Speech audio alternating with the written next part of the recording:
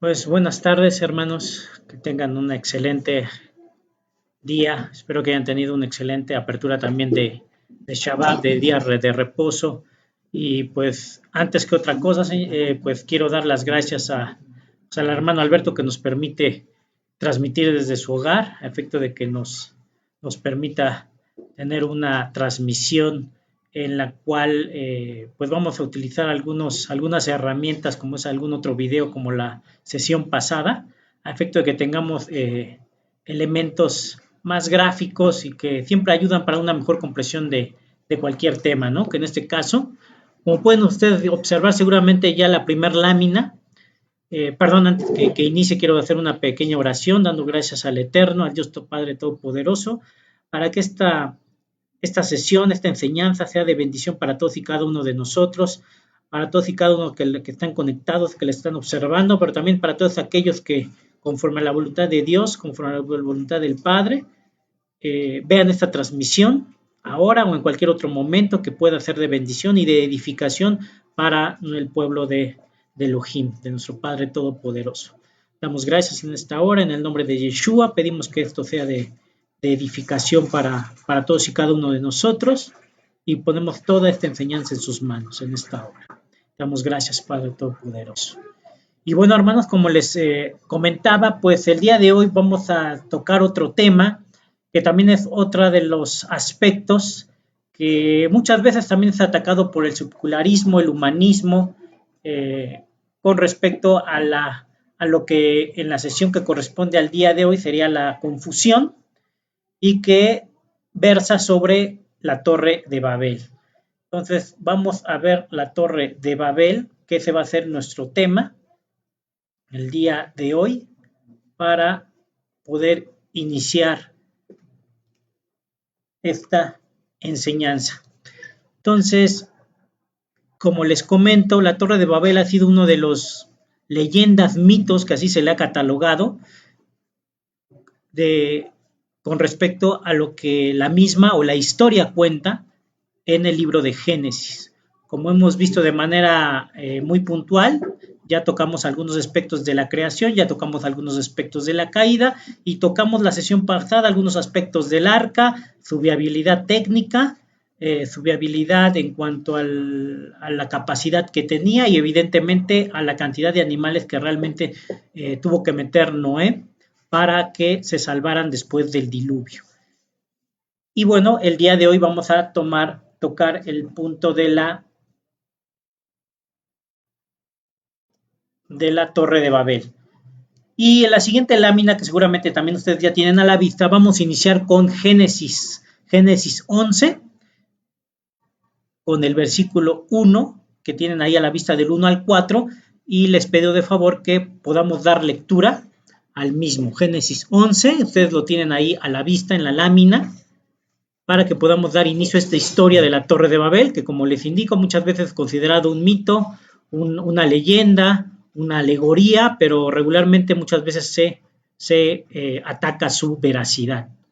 Y bueno, vamos a tocar el día de hoy aspectos que nos van a poder dar soporte y sustento a la idea racional de que es factible la existencia de la Torre de Babel. Entonces, si damos lectura a este versículo de Génesis 1, dice la palabra del Señor, tenía entonces toda la tierra una sola lengua y unas mismas palabras, y aconteció que cuando salieron de oriente, hallaron una llanura en la tierra de Sinar, y se establecieron allí.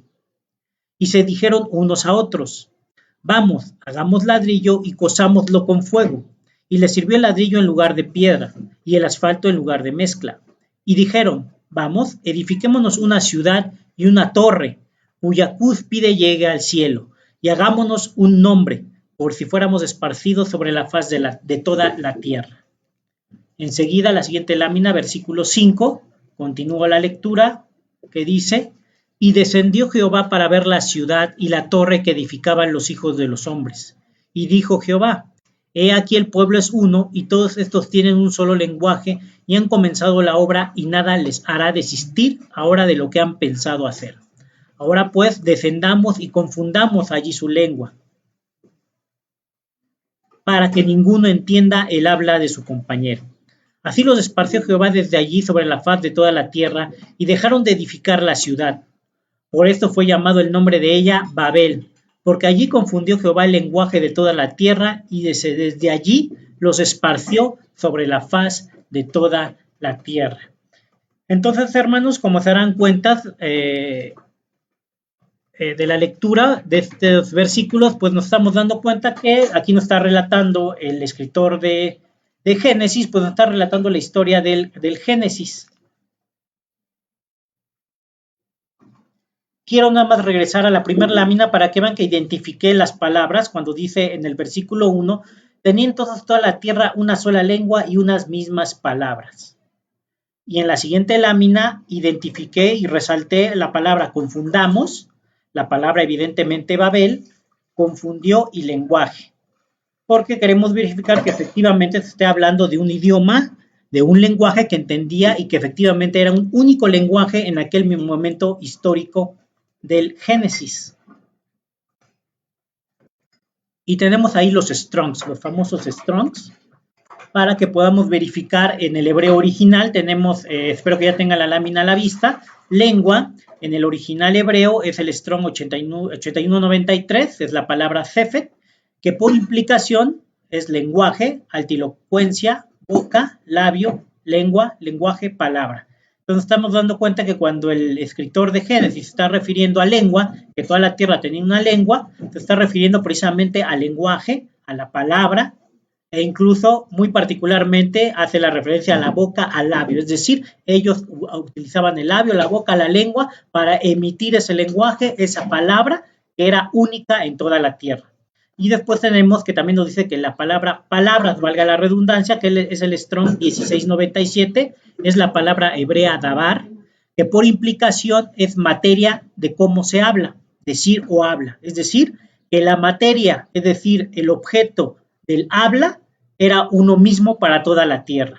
Y de ahí tiene también el significado de decir y hablar. Lo interesante es que la raíz de esta palabra, dabar, es una raíz más primitiva que viene en el Strong 1696, que es propiamente arreglar, usado figurativamente de palabras o hablar. Es decir, da un sentido, este significado de que ellos al hablar lo usaban de una manera figurativa de palabras, de hablar, pero propiamente de arreglar, es decir, que se entendían, que había un arreglo entre ellos y podían llegar a realizar cualquier cosa que se propusieran. Después tenemos la palabra confundamos, que también resalté en el texto del pasaje, y vemos que la palabra confundamos es el Strong 1101 del hebreo, es la palabra balal, que por implicación es mezclar, eso es lo que implica confundir, que confundieron. Entonces Dios lo que hizo fue mezclar los lenguajes, las palabras para que ellos no se pudieran entender.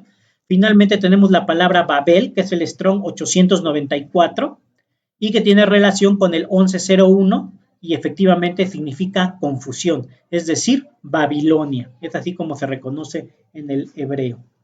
Entonces podemos verificar con esta lámina que efectivamente el pasaje se está refiriendo muy concretamente a que toda la tierra tenía una misma lengua y unas mismas palabras, que esas fueron confundidas, fueron mezcladas y que dieron lugar a una confusión, Babel, es decir, Babilonia.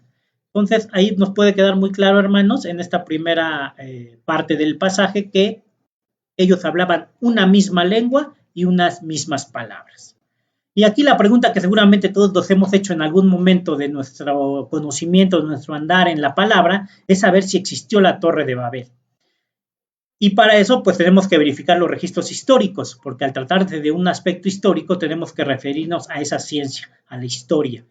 Entonces, podemos verificar que durante mucho tiempo, como lo pueden ver en su lámina, con lo único que contó el hombre para verificar la historicidad de la Torre de Babel, pues fue la Torá, y dos reseñas. La primera fue hecha por el historiador griego Heródoto en los 9 libros de la historia, y la otra es una referencia descrita por Flavio Josefo en su obra Antigüedades Judías, que son los únicos registros extrabíblicos con los que se cuenta para poder encontrar y verificar alguna referencia histórica relativa a la Torre de Babel. Sin embargo, a pesar de que está, sobre todo la que más se le puede dar mayor relevancia es al relato de Heródoto, porque Heródoto es considerado el padre de la historia, él es considerado el padre de la historia porque él fue el primero en realizar un estudio sistemático, en este caso de la historia de Grecia y del mundo conocido en aquella época. Y entonces la referencia que hace de la Torre de Babel en los 9 libros de la historia, pues es un detalle muy importante que no debemos dejar pasar por desapercibido. Sin embargo, dada la naturaleza de la Torre de Babel, aún teniendo este antecedente y la referencia que describe Flavio Josefo, que no es evidentemente no es una referencia directa, porque es una referencia de testigos de una tradición oral, pues simplemente se le llama una referencia, es decir, no se tiene la certeza. En este caso, evidentemente, Flavio Josefo no pudo estar en ese lugar, dado el evento histórico. Sin embargo, Heródoto sí. Heródoto dijo que sí estuvo en el lugar y que pudo verificar la construcción e incluso realizó una descripción de la misma. Ahí tenemos, hermanos, ahora una pintura de la Torre de Babel, donde trata de emular cuál habría sido el aspecto de esta torre, la cual pues muchos en la tradición oral pues referían como un monumento muy alto, y esta fue una de las primeras intentos del hombre por tratar de ilustrar cómo se vería esta Torre de Babel, y ese dibujo es de los más famosos a nivel mundial, la Torre de Babel de Pieter Bruegel. Es pues se podría decir que es la obra artística que trata de representar la Torre de Babel, pero existió la Torre de Babel, es lo que vamos a ir verificando a lo largo de esta pequeña enseñanza, donde vamos a tocar algunos aspectos y detalles muy puntuales. Hay afortunadamente en este estudio yo ya lo había preparado meses antes, sin embargo me aboqué a hacer un nuevo recuento de fuentes, de historicidad, y pude rescatar 2 aspectos muy importantes de los cuales yo no tenía conocimiento y que se los voy a compartir el día de hoy para que podamos tener una fuente más fuerte y sólida acerca de la Torre de Babel. Y entonces tenemos que, si bien teníamos el relato de Heródoto y la referencia que hacía Flavio Josefo en sus antigüedades judías, fue en el siglo XIX, como pueden verificar en la lámina, que el arqueólogo alemán Robert Goldweit realizó excavaciones que resultaron certeras. Concretamente fue en el año de 1913 cuando se iniciaron las primeras excavaciones que permitieron conocer no solo la ubicación, sino obtener datos arqueológicos y epigráficos relativos a la Torre de Babel. Y uno de los primeros aspectos que debemos reconocer es que la Torre de Babel no era una pirámide. Muchas veces pensamos que era una pirámide, porque regularmente en la antigüedad son los monumentos que mayormente la arqueología ha descubierto. Sin embargo, en aquella época, en lo que sería la antigua Babilonia, lo que realmente los arqueólogos identifican de estas construcciones antiguas eran los famosos zigurats. Los famosos zigurats, y como lo dice la lámina, ustedes pueden leer que el zigurat mejor conservado hasta el día de hoy y excesivamente restaurado es el de Ur, dedicado a la diosa de la luna Nana, una sólida torre de 3 pisos reconstruida por sucesivos monarcas, y fue excavado por el arqueólogo británico Leonard Woolley de la Universidad de Oxford, que desenterró también la ciudad de Ur. Se trataba de una extensa capital. Para la Biblia es la ciudad de los caldeos y la ciudad natal de Abraham. Este es un detalle creo muy importante, hermanos. Ur de los Caldeos muchas veces se pensó que también era una ciudad mítica, una leyenda. Sin embargo, con las excavaciones del arqueólogo británico Woolley de la Universidad de Oxford, él descubrió la ciudad de Ur y la desenterró.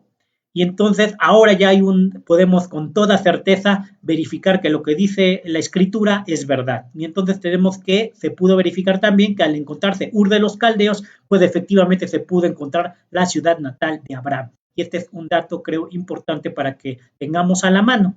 Enseguida le doy lectura al siguiente renglón que dice: hoy el zigurat de Ur está vetado porque a su lado hay un área militar estadounidense. Fue bombardeado durante la Guerra del Golfo porque los iraquíes escondían aviones en ella. Entonces, la ciudad de Ur de los Caldeos y el zigurat que se encontró ahí, que como menciono, se cita aquí en esta lámina, es de los que ha sido mejor restaurado y conservado. Entonces, y tiene precisamente la figura del llamado zigurat, que regularmente era una base extensa, ya sea cuadricular o rectangular, en la cual se iban estableciendo los siguientes pisos o niveles, Y una característica importante de los zigurats es que era a través de una escalinata en forma de T. Era conforme ellos podían ascender, ya sea de la primera etapa, subían la primera, se podría decir que la primera base a través de esa T, y algunas veces se ponían otras escalinatas alrededor, o continuaban a través de esa T, para ir ascendiendo en el zigurat.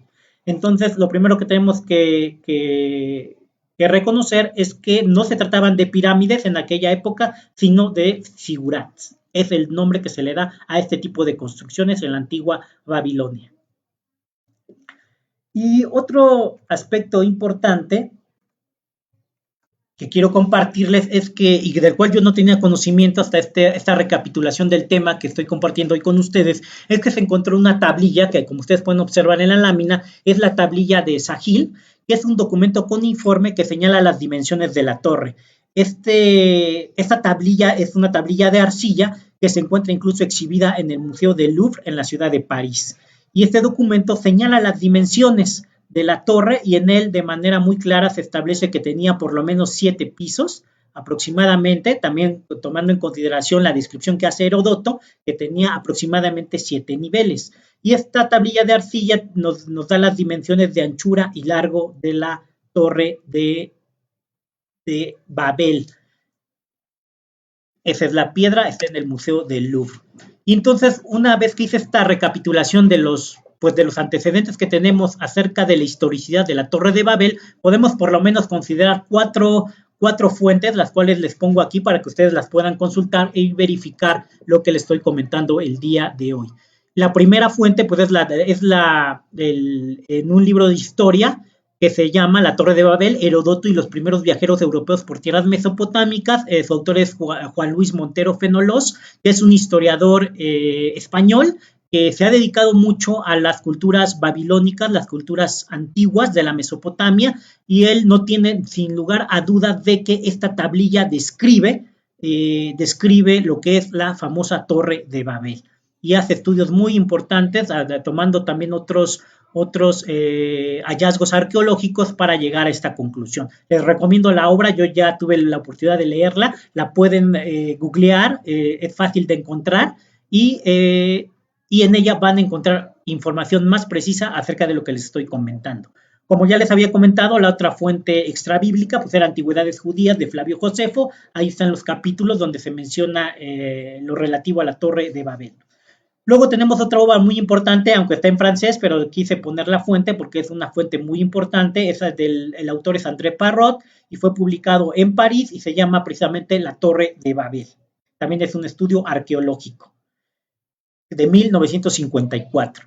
Y también tenemos la Enciclopedia Moderna, tomo 4 del Diccionario Universal de Literatura, Ciencias y Artes, Industria y Comercio, que fue editado por Francisco de Paula Mellado, y las páginas donde se hace referencia a la Torre de Babel es en la página 291 a 295. Esto fue editado en la ciudad de Madrid, España, en el año de 1851. Este también fue uno de las fuentes que pude encontrar donde se está haciendo referencia a la Torre de Babel y se trata, pues, como ustedes pueden observar, de referencias académicas y arqueológicas. Entonces, por lo menos con estas fuentes nos podemos dar cuenta que el relato de la Torre de Babel no es tan mitológico ni tan alegórico como muchas veces, incluso como creyentes, pudiéramos llegar a pensar. Y aquí tenemos en la siguiente lámina, les quise compartir esta imagen, que es precisamente un zigurat. Esta es fundamentalmente la forma en que se elaboraban este tipo de construcciones en la antigua Mesopotamia, Babilonia, y este es un ejemplo de cómo se podría ver un zigurat. Y esta es precisamente, ustedes podrán observar la escalinata que sube, y esta es lo que se conoce como la famosa la T, que es la T, que es la escalinata, sería la parte central de la T, y lo que sería ya donde llega a la primer base o donde llegue al piso donde se encuentre la misma, por eso se le conoce como T, o bien por escalinatas que se ponían a los alrededores, y es como se conformaban regularmente los zigurats de aquella época. Entonces esta lámina es muy ilustrativa, hermanos, para conocer cómo eran estas construcciones en la antigua Babilonia. Este es otro ejemplo de cómo se podría ver un zigurat. También, este es otro ejemplo, es un zigurat más pequeño, pero con las mismas características que hemos estado comentando, que son las que identifican a los zigurats en aquella época. Incluso también encontré una publicación que también la pueden encontrar en internet, en Google, la pueden encontrar sin ningún problema con el título, que precisamente National Geographic hace una referencia a los famosos zigurats de los templos de la Mesopotamia y hace un énfasis importante sobre una de las torres que identifican incluso en este estudio como la Torre de Babel, que es el monumento Etanmaki. Es el monumento de Etanmaki, es el cual identifican como la Torre de Babel, y la cual en ese dialecto o idioma significa fundamentos del cielo y de la tierra, es el fundamento del cielo y de la tierra. Y aquí la famosa revista de National Geographic pues también nos da una referencia de estos hallazgos arqueológicos acerca de los zigurats, haciendo un énfasis primordial en lo que sería la Torre de Babel, que identifican como la Torre de Etanmanaki.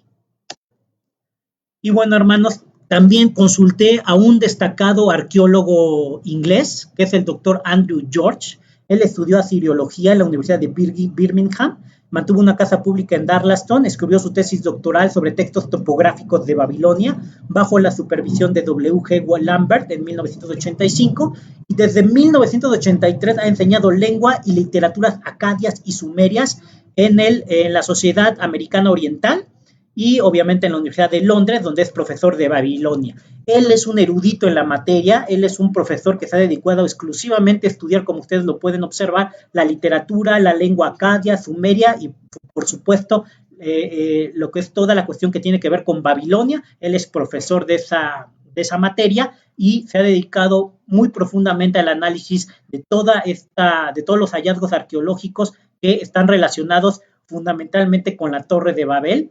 Y es algo que también les quiero compartir. En un momento vamos a pasarles un video donde precisamente el doctor Andrew George hace el recuento de la importancia de una piedra, de una tabla de piedra, se le conoce que es una tabla de piedra, la cual da testimonio de una manera muy clara, porque es un hallazgo arqueológico donde se describe la Torre de Babel y sus dimensiones, y es la primera impresión gráfica de lo que significaba este monumento en aquella época. Esta es la piedra, contiene la descripción gráfica de la Torre de Babel, incluso ahí a simple vista ustedes pueden observar a su mano derecha, del lado superior derecho, pueden observar una figura humana, ese es Nabucodonosor. Ahí también hay que hacer hincapié que en el tiempo de Nabucodonosor II, él restauró la Torre de Babel, según la inscripción que podemos observar, más bien que ustedes van a poder verificar una vez que les muestre el video. Pero esta tabla de piedra fue analizada a partir del año 2017 porque formaba parte de una colección privada y no se había presentado a la luz pública ni había sido puesta a disposición de los arqueólogos para que pudieran hacer un análisis y un estudio somero, un estudio profundo de la misma, perdón.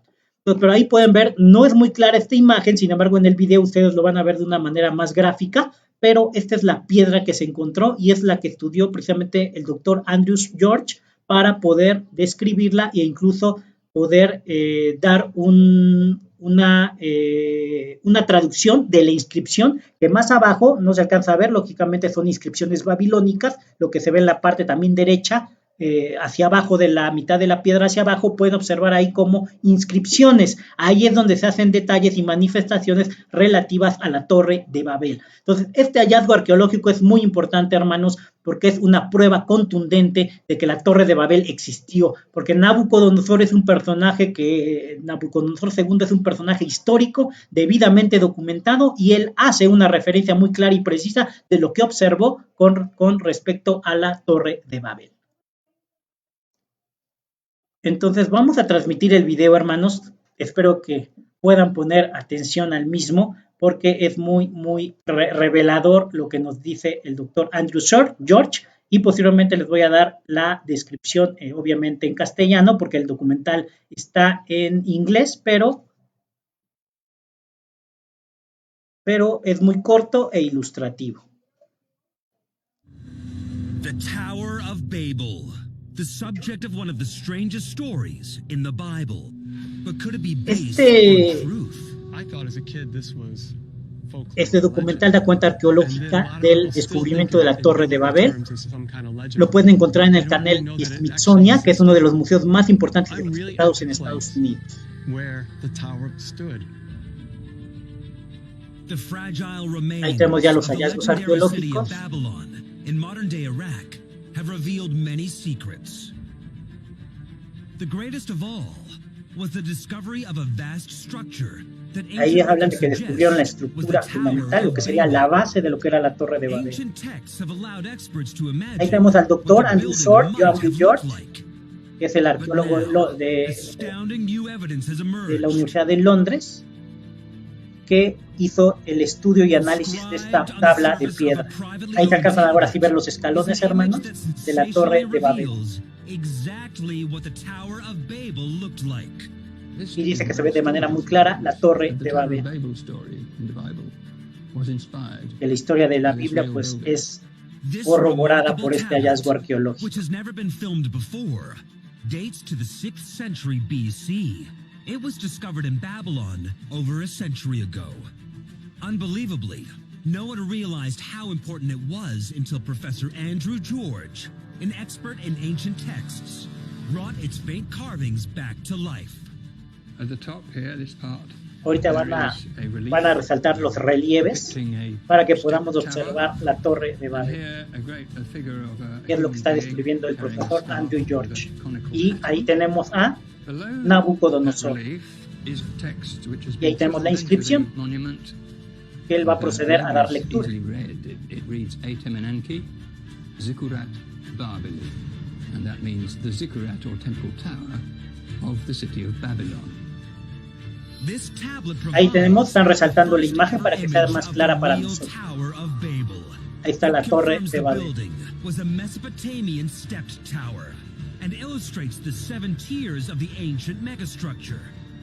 Significantly, it also clearly identifies the man behind it, Mesopotamia's most famous ruler, King Nebuchadnezzar II. The building and its builder on the same relief.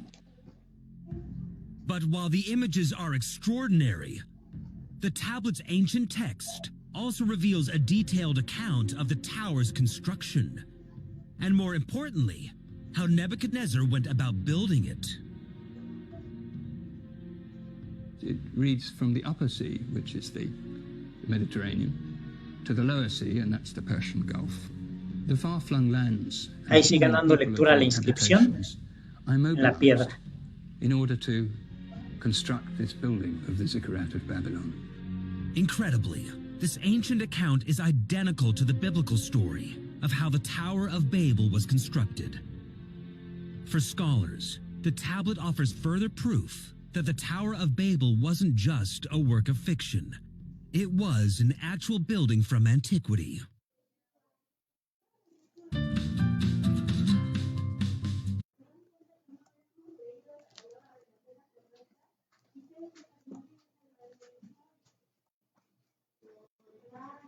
Entonces, hermanos, como pudieron ver este video, les digo, este video lo pueden encontrar también en YouTube, en el canal del Smithsonian, que es uno de los museos más importantes de Estados Unidos y donde se realizó este análisis y estudio que fue publicado a través de este museo con la asistencia del doctor Andrew George, que es uno de los especialistas más reconocidos en el mundo y que no tiene lugar a dudas. Él comenta en el video que no tiene lugar a dudas de que la Torre de Babel existió, porque este es un hallazgo arqueológico que da certeza y veracidad de esta situación de la Torre de Babel. Ahora, como les comenté, quiero compartirles lo que dice la inscripción, que es la parte de abajo que a la que señalaba y que leía precisamente el doctor Andrew George. Aquí esta es la traducción, aquí dice, como dice la lámina que seguramente ya tienen también ustedes en su monitor, dice, la traducción de la inscripción en la tabla contiene una útil leyenda que identifica el dibujo. Aquí tenemos cómo se identifica a la Torre de Babel. Y dice, Etenmenanki Zikkurat Babili, la casa, y significa la casa, la fundación del cielo y de la tierra, Zikkurat en Babilonia. Y la inscripción continúa con la descripción del proceso de restauración que hizo Nabucodonosor II. Y aquí dice, esto es lo que mandó a escribir en esta piedra Nabucodonosor. Y él dictó, Nabucodonosor, rey de Babilonia soy, para completar Etenmanaki y Uermen Inaki Anki, movilicé a todos los países por doquier, todos y cada uno de los gobernantes que alcanzaron la prominencia sobre todos los pueblos del mundo. Completé la base para construir una terraza alta. Construí sus estructuras con bitumen y ladrillos horneados de arriba a abajo. Lo completé alzando su cima hasta los cielos, haciéndolo resplandecer brillante como el sol.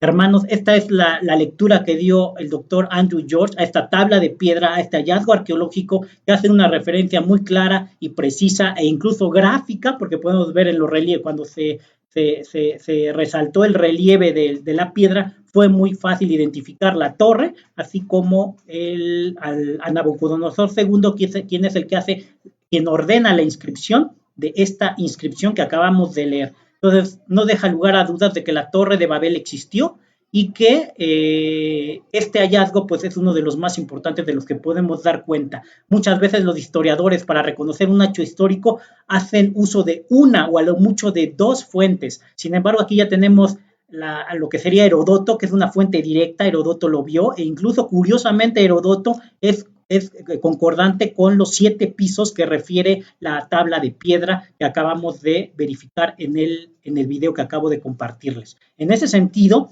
la fuente de Heródoto, la fuente de la tabla de arcilla y la fuente de esta tabla de piedra son 3 elementos muy evidentes para darnos cuenta de que la Torre de Babel efectivamente sí existió y que por lo tanto la historia que narra la Biblia es una historia verdadera. Eso es muy importante, hermanos. Creo que eso nos abre mucho entendimiento de la capacidad que realmente tiene el escritor bíblico para realmente mostrarnos nada más y nada más que la verdad. Ahora, queremos seguir ya. Podemos, con estos datos, hermanos, podemos de manera muy clara poder decir que la Torre de Babel sí existió. Tenemos ya las referencias directas de Heródoto, tenemos la tabla de arcilla de Sahil y tenemos lo que es la tabla de piedra estudiada por el doctor Andrew George, un especialista en cuestiones babilónicas y arqueológicas. Pero ahora el otro aspecto que también ha sido muy atacado es que no era posible que todos los hombres hablaran una sola lengua y que tuvieran unas mismas palabras. Sin embargo, aquí tenemos también otro aspecto que es en el lingüístico. Regularmente ya los estudiosos de las lenguas y de los diversos idiomas han llegado a la conclusión, evidentemente hay 2 grupos, un grupo que habla de la monogénesis y otro grupo que habla de la poligénesis. Lo que quiere decir en la monogénesis, como lo refiero ahí en la tabla, es que muchos al estudiar las alternativas del origen filogenético de todas las lenguas humanas y de todos los idiomas que se hablan en el mundo, han podido determinar que existía una lengua primigenia, una lengua única a través de la cual surgieron todas las demás lenguas. Y esto se conoce como la monogénesis. Evidentemente tenemos otro grupo de lingüistas que no están de acuerdo con esta teoría y ellos dicen que desde un momento ya existían todas las lenguas y todos los idiomas. Sin embargo, eso no lo pueden demostrar. Al final de cuentas, esto se trata de un estudio lingüístico. Sin embargo, el hecho de que tengamos expertos en la materia que nos hablen de la posibilidad de que existía una única lengua, en toda la tierra, eso es compatible con el texto de Génesis. Entonces, tenemos aquí una fuente externa, una fuente de expertos en lingüística que nos hablan de esta posibilidad razonable de la monogénesis, que leemos ya en la definición de qué es la monogénesis. Ahí lo tenemos, dice: la monogénesis indica un origen único de las lenguas del mundo. Todas las lenguas actuales se habrían formado mediante el cambio lingüístico a partir de una primera que se fue diferenciando en lenguas ininteligibles. Y tenemos aquí el primer científico serio que habló de esta monogénesis, que es el lingüista italiano Alfredo Trombetti. Y ahí tenemos la obra L'unità di origine del linguaggio, no sé si lo dije correctamente, no soy experto en el italiano, pero esta obra fue publicada en 1905.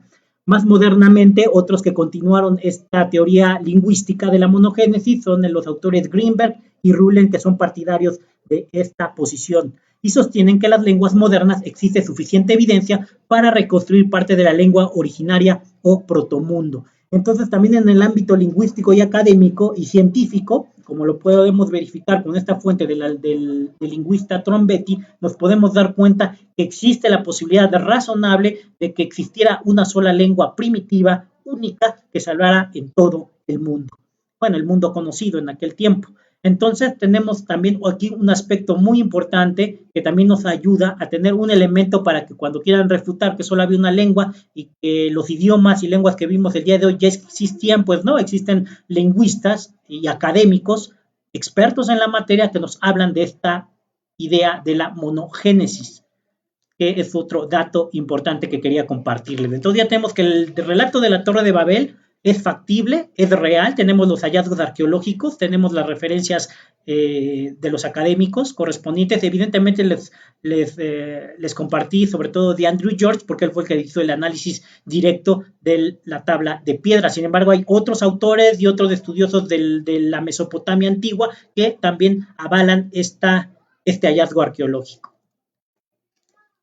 Entonces, hermanos, continuando con Génesis 11:9, podemos ver que entonces es factible que Dios confundió el idioma de toda la gente de la tierra y con eso pudo dispersarlos, porque hemos de recordar que ya desde el punto de vista de la intención del Padre, la idea era que todos hablaran un distinto lenguaje para que fueran confundidos y no pudieran construir esta torre de Babel, con el cual fue conocida, porque como ya vimos desde un principio con el estudio de los Strong, pudimos verificar que Babel significa confusión. Fueron confundidos ahí los idiomas de toda la tierra.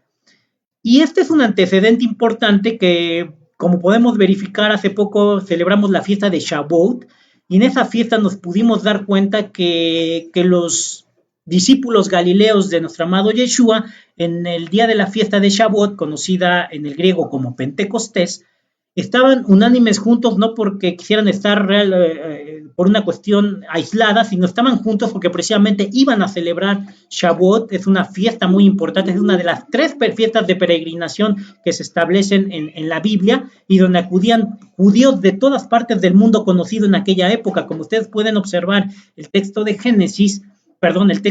Hechos 2, cuando se habla precisamente de los judíos que acudían a esa fiesta, porque es una de las fiestas más importantes, ahí tenemos una nueva, como un nuevo Babel, pero en sentido opuesto, en sentido contrario. Aquí Dios lo que hizo fue confundirlos para que no pudieran erigir ese templo, porque lo que ellos tenían en su corazón era contrario a la voluntad del Eterno, era contrario a la voluntad de Dios. Ellos querían hacerse un nombre, querían hacer algo para ellos mismos y alcanzar a Dios, e incluso ser como Dios, porque precisamente en los hallazgos arqueológicos de la Torre de Babel que les compartí hace unos segundos, también se hace referencia a que en el nivel más alto de la torre se hacía adoración a un dios llamado Marduk, a un dios Sol también. Incluso muchos dicen que el primero el que propuso que se erigiera este figurat, pues fue nada más y nada menos que Nimrod.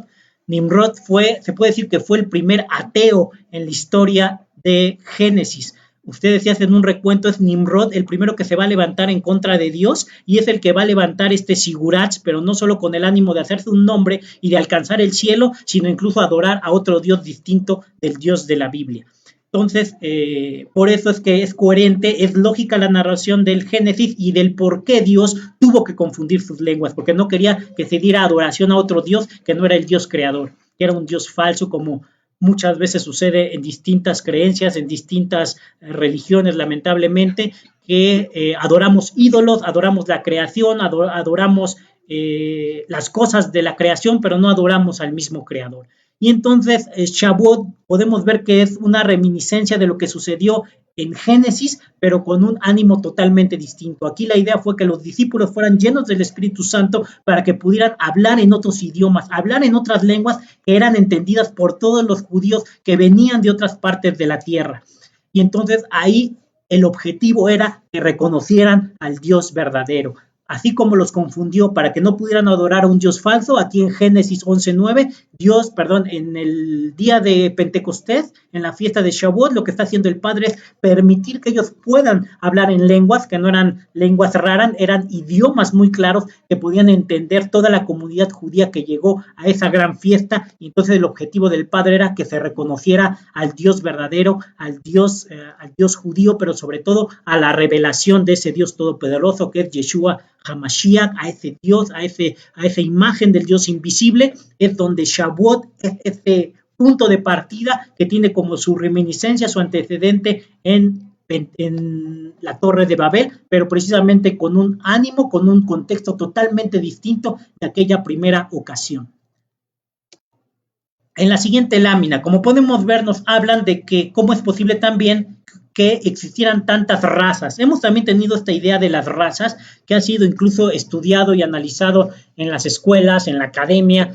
Sin embargo, a partir, como les había compartido desde sesiones pasadas, el estudio del genoma humano es uno de los estudios más importantes porque no solo pudo establecer toda la secuencia del genoma de la humanidad, del hombre en particular, pero lo más importante entre los hallazgos que realizó el genoma humano es que llegaron a la conclusión de que existe una sola raza, de que no existen las razas ni caucasoide, ni negroide, no existe nada de eso. Y aquí tenemos un reporte que también confirma lo ya establecido por el genoma humano, por las conclusiones del estudio de genoma humano, y tenemos aquí, como lo pueden observar en su lámina, al jefe de la Celera Genomics Corporation, el doctor Venter, donde nos dice que los Institutos Nacionales de Salud anunciaron recientemente que habían elaborado un proyecto de toda la secuencia del genoma humano y los investigadores habían declarado unánimemente que hay una sola raza, la raza humana. Ahí tenemos la fuente, esto fue publicado en el New York Times el 22 de agosto del año 2000. Y esto fue a través de analizar la secuencia de ADN para verificar que la idea de las razas es una idea falsa. Y esta idea falsa, como bien sabemos de dónde viene, pues de esta también idea y de esta teoría falsa que es la evolución. De ahí es donde se habla de las razas. Darwin fue uno de los pues el pionero de hablar de que los distintos tipos de evolución se podían verificar con las razas. Entonces, para él, las razas menos evolucionadas eran el negroide o los aborígenes, eran razas menos evolucionadas, hombres menos evolucionados. Y curiosamente, los hombres blancos, los europeos o los americanos, ellos eran las razas superiores. Y lamentablemente esta idea de las razas fue alguno de los pretextos o de los pues argumentos que que tomaron distintas doctrinas, incluso el nacionalsocialismo con Hitler, partieron mucho de sus teorías de la raza aria a partir de estas declaraciones que hizo Darwin de una teoría que es falsa y que al día de hoy no ha sido demostrada, sino que se tratan de simples hipótesis concernientes a la raza. Entonces, con la secuencia del genoma humano se ha podido concluir de una manera muy evidente y científica que solo existe una raza, la raza humana. Entonces debemos quitarnos también esa idea, por lo tanto el racismo no existe, hermanos. El racismo es una construcción social, realmente ha sido una construcción que parte de estas ideas, de estas hipótesis que parten de suposiciones y de observaciones que no tienen realmente un sustento científico como ahora lo podemos verificar. Entonces, podemos darnos cuenta que lo que realmente sucedió en la Torre de Babel es lo que podemos observar, por ejemplo, en esta siguiente lámina que tenemos y que ustedes seguramente también ya tienen a la vista, donde podemos ver que en el caso del color, nuestra apariencia física en cuanto al color solo se concentra en un aspecto que es la melanina, que es la cantidad, la melanina es lo que nos da el color, ya sea más claro o más oscuro, pero el estudio de genoma humano también reporta que la apariencia externa de nosotros solo representa el 0.01% de toda la carga genética humana. O sea, eso es nada, hermanos, eso es nada. Y si vemos que la melanina únicamente nos va a determinar un color más claro o más oscuro, eso realmente no puede determinar una raza, eso no puede determinar un cambio en el genoma humano, simplemente es un aspecto exterior, pero de ninguna manera puede decirse que eso establece, como lo hicieron Darwin y otros que avalaron la idea de las razas, de ninguna manera científica puede avalar que estemos en presencia de una diferencia clara entre los seres humanos. Ha sido más bien una construcción social, hipotética, con respecto a la idea de las razas. Y entonces todos se preguntan, bueno, entonces ¿cómo es posible? Si venimos de Adán y Eva, ¿cómo es posible que podemos vernos de tan distintas formas? Una de esas, aquí podemos descartarlo, es el color. Pero otros podrán decir, bueno, es que unos son más altos, otros tienen cabello más lacio, otros tienen el cabello más chino, otros tienen alguna característica, por ejemplo, en los ojos, como el caso de las culturas asiáticas. Sin embargo, también se ha podido determinar que lo único que diferencia a la comunidad asiática con respecto a los ojos rasgados es que tienen una cantidad mayor de grasa y que lo igual sucede en el europeo, en el latinoamericano. Tenemos cantidad de grasa, pero es distinta. Ellos tienen mayor cantidad de grasa y eso es lo que hace que sus ojos se vean rasgados. Pero eso de ninguna manera tampoco representa dentro de la carga genética total un porcentaje que pudiera determinar una diferencia para hablar de razas. Eso tampoco es factible. Entonces, lo que estamos viendo, y creo que se los comenté en una sesión pasada, si recordarán, lo que era el tema de la variabilidad genética. La variabilidad genética es un aspecto que también, gracias al estudio del genoma humano, podemos darnos cuenta que se tratan simplemente de pequeñas diferencias que se dan en el gen, con los intercambios de genes entre un hombre y una mujer. Y esos cambios, dependiendo del lugar en el que nos desarrollemos, del lugar en el que vivamos o incluso de la alimentación y otros, esto es multifactorial, va a originar que se vean cada vez más esas diferencias. Entonces, lo que originó la Torre de Babel, hermanos, es que ciertos grupos que tenían un mismo lenguaje fueron dispersos hacia una cierta parte de la tierra. Otro grupo que tenía una misma lengua, un mismo idioma de los que estableció Dios, se fue a otra parte de la tierra. Y así sucesivamente, esos grupos, al estar unidos con esas comunidades que hablaban el mismo idioma, lo que está sucediendo es que hay un intercambio de genes, pero dentro de ese mismo grupo, podríamos llamarlo étnico, que sería lo más correcto. Sí podemos hablar de grupos étnicos porque ellos están en un lugar, momento específico y van a generar una cultura, van a generar modismos, van a generar una serie de factores culturales que van a generar diferencias. Y cualquier otro grupo que se fue, como podemos evidentemente ver en el Polo Norte, van a generar características muy diferentes dadas las condiciones climáticas. Entonces, eso es lo que va a generar también que los que se van a las zonas más tórridas, donde hace mayor calor, pues también ellos van a tener características más distintas, por ejemplo, en cuanto a su piel, para poder resistir el calor. Por eso vemos que regularmente la piel negra viven en zonas muy calientes, donde hace efectivamente mucho calor. Y los que viven en zonas más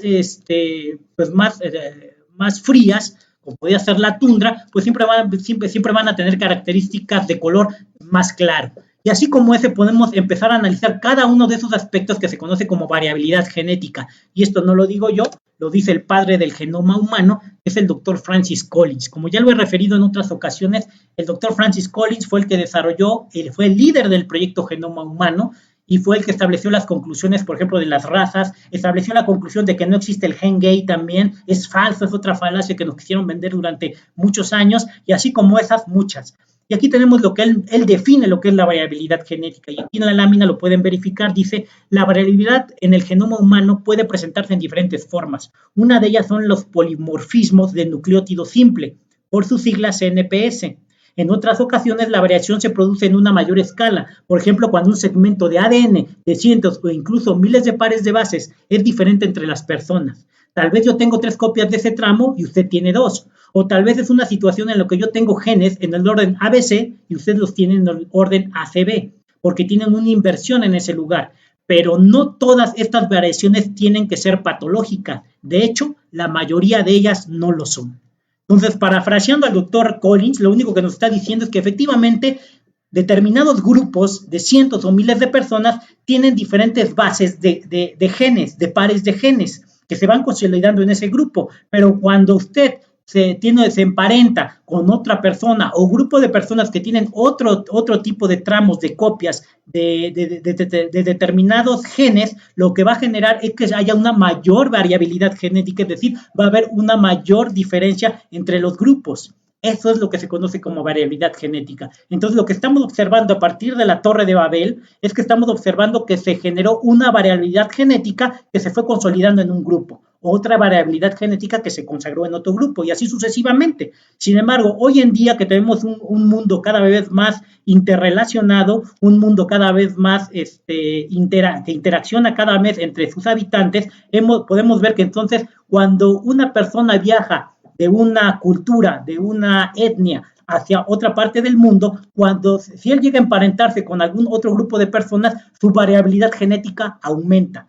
Por eso es que a partir del Levítico, que es cuando tenemos la prohibición de que se casen con personas más cercanas a su familia, esto tiene lugar por lo que descubrió el doctor Francis Collins. El padre, una vez que determinó la cuestión de de que no podían casarse parientes muy cercanos, lo hace sabedor de que entre más cercano sea los parientes, hombre y mujer que se casen, mayor existe el riesgo de que pueda suceder una patología, como lo dice el doctor Collins, porque la mayoría de ellas no lo son. Sin embargo, cuando te emparentas con alguien que está muy cercano a ti, ahí sí existe una posibilidad. De ahí surge el hecho de que nos hagan estudios de laboratorio cuando nos queremos casar con una persona, porque se tiene que verificar que efectivamente no haya un parentesco cercano para evitar que haya mutaciones o daños pues en los descendientes. Pero entonces de lo que estamos hablando, de lo que habla el doctor Francis Collins, el padre del genoma humano, pues no es otra cosa que variabilidad genética. Y ejemplos muy claros tenemos y que se han publicado en diversas revistas, como tenemos aquí el caso de Lisa Seward, que hace una publicación en el Daily Mail de London, que fue publicado el 26 de junio de 1999, y tenemos aquí dos gemelas. Sin embargo, una es rubia y la otra es de color oscuro. ¿Y qué sucede? Pues que tenemos que aquí se dio una variabilidad genética porque su padre era de Jamaica y su madre era inglesa. Entonces, cuando se da esa unión entre los genes, como lo dice el doctor Collins, hay una mayor variabilidad genética. Entonces, cuando se une este padre de Jamaica y la madre inglesa, lo que sucede con una hija es que ella es muy blanca, pero cuando tienen a la otra que es gemela, pero tiene una mayor variabilidad genética y ella sale de color oscuro. Entonces, ahí, si siguiéramos la línea de Darwin, la línea de todos estos que nos hablan de razas, tendríamos que decir entonces que ellos tuvieron una negra y tuvieron una blanca, lo cual es totalmente absurdo. Vienen de un mismo, ahora sí que vienen de parientes que son sus mismos progenitores. No podemos hablar de razas, estamos hablando de variabilidad genética. Entonces, no olvidemos ese aspecto, estamos hablando de variabilidad genética. Lo mismo sucede con los rasgos, en este caso de los rasgos de los ojos, también hay variabilidad genética en los ojos. No solo en la forma, sino también en el color de los mismos. Y entonces, cuando también por ejemplo, alguno de raza oscura, de variabilidad genética que tiene genes negros con alguien que tenga colores claros, pueden surgir personas con rasgos o con características de ojos claros o viceversa. Es decir, la variabilidad genética va a depender de esa carga genética total que tiene cada uno de los progenitores. Y si esos progenitores son de partes cada vez más aisladas del mundo, van a tener una mayor variabilidad genética. Pero jamás podemos hablar del término razas. Es un término totalmente anticientífico. Y la Biblia es muy clara. Si vemos el libro de Hechos 17:24 y el versículo 26, que seguramente también ustedes tienen a la vista, dice: el Dios que hizo el mundo y todo lo que hay en él es Señor del cielo y de la tierra, no vive en templos construidos por hombres. Aquí lo que me interesa es la primera oración, que dice que Él es el que creó todo el mundo, Él es el Señor de los cielos y de la tierra.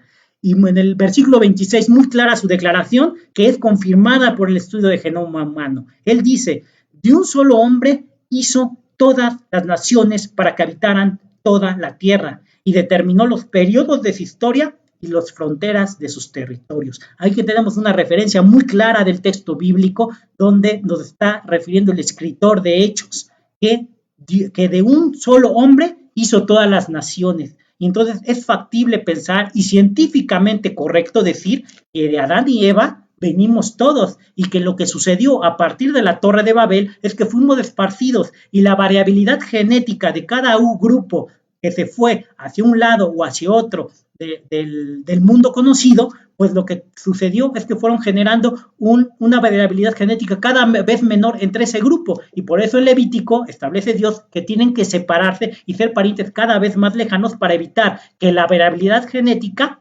pueda surgir entre parientes cada vez más lejanos, porque entre más cercanos existe la posibilidad de un daño en nuestros descendientes.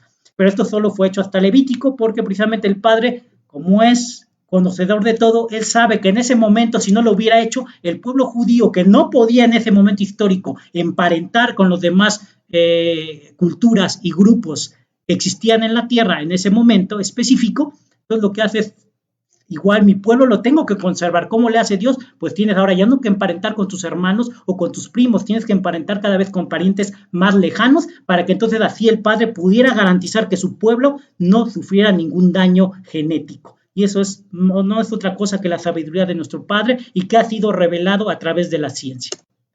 Y entonces, ¿por qué el racismo es tan prevalente en la cultura el día de hoy? Pues es tan prevalente porque tenemos esta falsa idea de las razas, de la evolución, que se enseña aún en nuestras aulas, que la teoría, que como bien lo dice, es una teoría que ni siquiera alcanza el rasgo de teoría porque no hay datos que realmente puedan verificar que por lo menos existe la posibilidad real de que haya una evolución. El ADN es otro elemento que tiene en contra de la teoría de los evolucionistas porque nos tendrían entonces que explicar de una manera científica y clara cómo se dio el proceso de ADN para que el ADN esté cambiando de una manera sistemática y de una manera tan variable para que exista tanto número de especies, de familias, de seres humanos, cuando el ADN se ha demostrado que el ADN se replica de la misma forma. El código genético es invariable y se ha podido demostrar de manera también científica que cuando existe una mutación, simplemente lo que va a generar es una enfermedad o un daño genético. Es decir, ninguna mutación jamás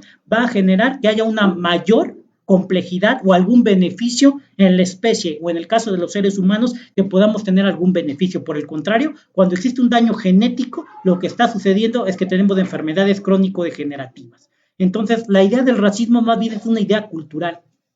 Es una idea cultural y es una mentira.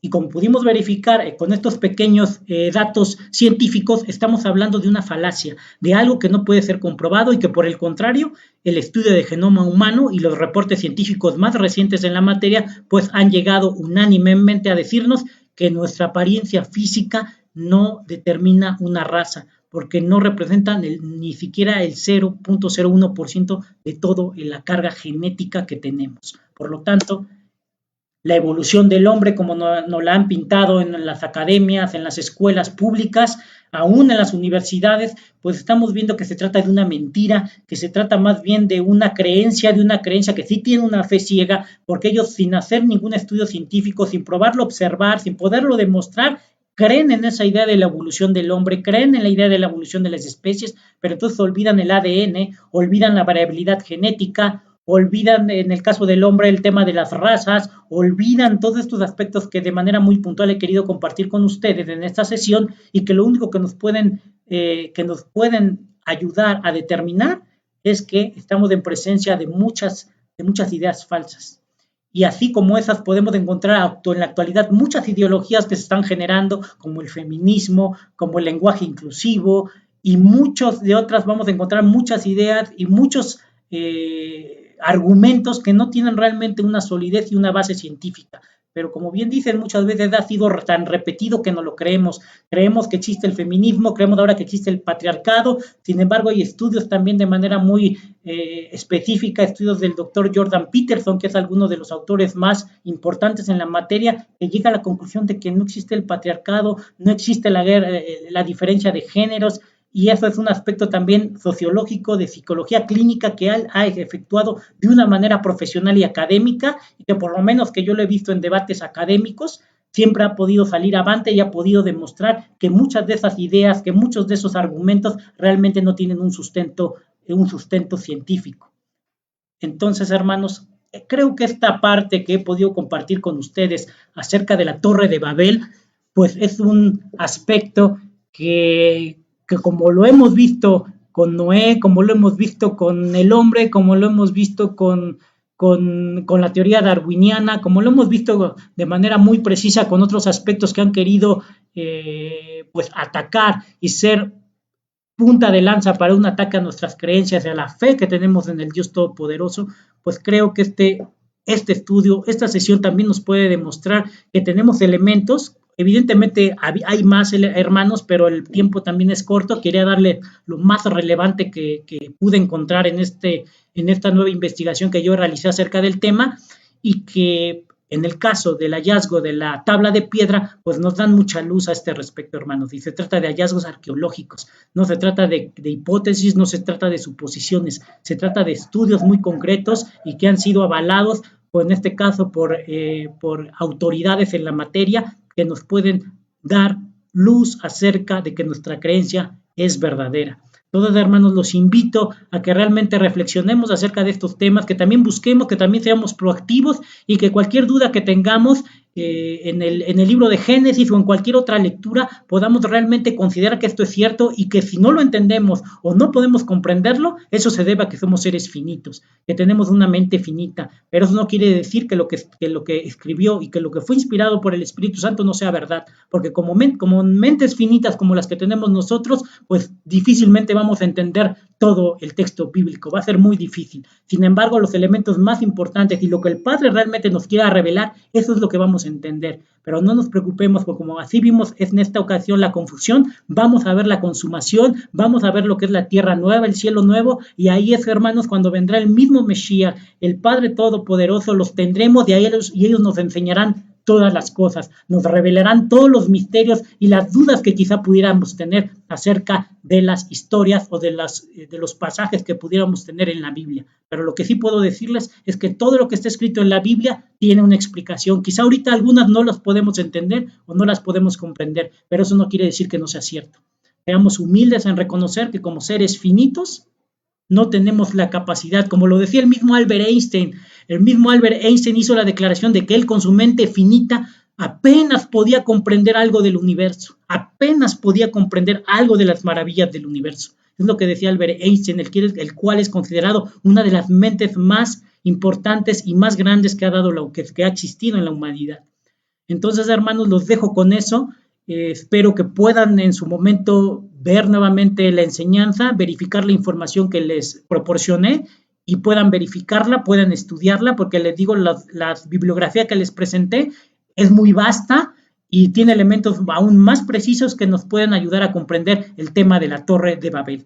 Pero lo que podemos concluir de manera muy clara, que la Torre de Babel existió, la Torre de Babel fue real y por lo tanto la historia de los idiomas a partir de los estudios de lingüística también son consistentes en decirnos que existe toda la capacidad de que el hombre solo hablara un lenguaje y que a partir de la Torre de Babel precisamente es cuando se dio esta diversificación de idiomas y se empezó a dar la variabilidad genética, que es la que nos permite ver las diferencias entre nosotros. Pero no se trata de razas. Se trata, como lo dice el genoma humano, de una variabilidad genética, lo cual es avalado por el padre del genoma humano, Francis Collins. Entonces, sin más, hermanos, les deseo una excelente tarde, excelente cierre de Shabbat. Agradezco al hermano Alberto la posibilidad de estar aquí con ustedes, al liderazgo de nuestra iglesia, y Shabbat Shalom, y que tengan excelente tarde.